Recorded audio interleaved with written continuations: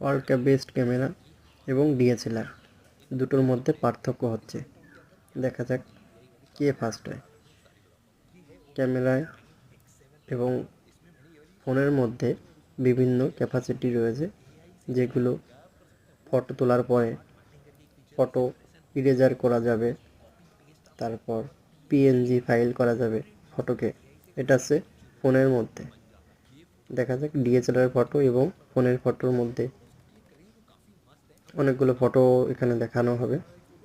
উপরেরটা হচ্ছে ডিএসএলআর, নিচেরটা হচ্ছে ফোনের। আলটিমেট দেখা যাচ্ছে ফোনের ক্যামেরাটাই বেশি ভালো দেখা যাচ্ছে।